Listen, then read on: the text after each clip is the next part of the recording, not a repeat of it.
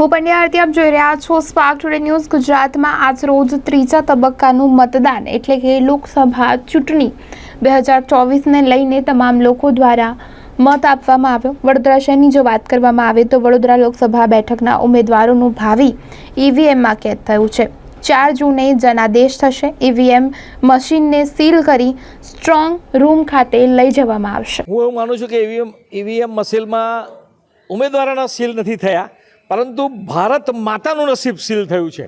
કારણ કે વિકાસની જે વાત છે, ભારત માતાને દુનિયાના ગુરુ બનવાનું છે, વિશ્વ ગુરુ બનવાનું છે, એ દિશાના માટે આ ઈવીએમ સીલ થયું છે। એટલે ભારતીય જનતા પાર્ટીનું કમળ, કારણ કે વડોદરા શહેર સંસ્કારી નગરી, સંસ્કૃતિ નગરી, નવનાથની નગરી, એટલે અહીંથી કમળ જ ખીલવાનું છે, એમાં કોઈ શંકાને સ્થાન નથી ને ભારે બહુમતીથી કમળ ખીલવાનું છે।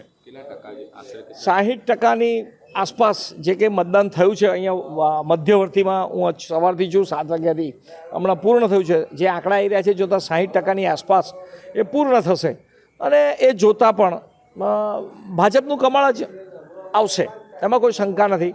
અને લોકોના મનમાં પણ એક અનેરો ઉત્સાહ કે યુવાનો જે આવ્યા 18 વર્ષના, જેમણે પહેલી વખત મતદાન કર્યું, એવા યુવાનો આવ્યા, એમના પણ મનમાં હતું કે ભાઈ અમે પહેલી વાર મતદાન કરે છે ને આજનો યુવાન સોશિયલ મીડિયાના કારણે ખૂબ જાગૃત છે, તો એના મનમાં પણ કે જેણે 370ની કલમ હટાવી, જેમણે રામ મંદિર બનાવ્યું, જેમણે કાશી વિશ્વનાથનો કોરિડોર બનાવ્યો, જેમણે ઉજ્જૈનમાં મહાકાલમાં આટલું મોટું કામ કર્યું અને આખો કોરિડોર, તો આ જ પ્રકારે 550 વર્ષ પછી મહાકાળી માતા પર ધ્વજા ફરકાવી એવા નરેન્દ્રભાઈ મોદીજી, કર્તવ્યનિષ્ઠ, સન્નિષ્ઠ અને સંત જેવા નરેન્દ્રભાઈ મોદીને જીતાડવાના છે, આવું યુવાના મનમાં હતું। એટલે યુવાના મનમાં જો હોય તો બાકીના લોકોના મનમાં ઓટોમેટિક આવે, સ્વાભાવિક છે।